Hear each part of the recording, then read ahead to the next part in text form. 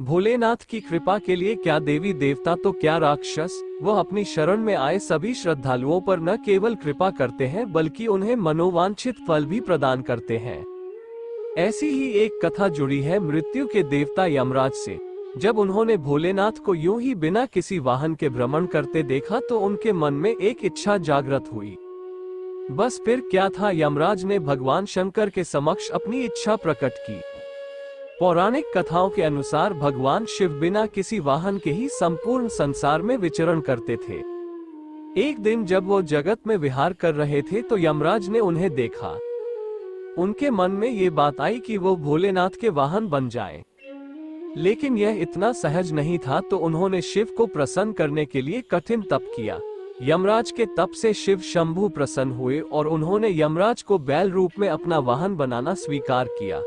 भोलेनाथ ने बैल रूप को इसलिए चुना क्योंकि बैल अत्यंत भोला होता है।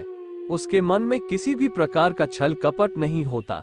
यही वजह है कि भोले बाबा ने बैल यानी कि नंदी को अपना वाहन नियुक्त किया। यही नहीं, शिव जी ने नंदी को अपना प्रधान सेनापति भी बनाया। कहा जाता है कि भगवान शिव की सेना नंदी बाबा के कहने पर ही चलती है। भगवान भोलेनाथ ने मित्र और वरुण नाम के दो मुनियों को नंदी के पास भेजा। उन्होंने नंदी को बताया कि वह अल्पायु है। ये सुनकर नंदी बाबा वन में चले गए और महादेव की पूजा अर्चना करने लगे। उनकी पूजा से भोलेनाथ प्रसन्न हुए और नंदी को मृत्यु भय से मुक्त अजर अमर होने का आशीर्वाद दिया। इसके अलावा गणों के अधिपति के रूप में भी नियुक्त किया।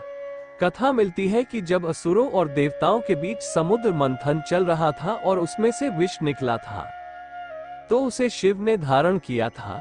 लेकिन विषपान के दौरान कुछ बूंदें जमीन पर गिर गई थी और उन्हें नंदी ने अपनी जीभ से चाट लिया था।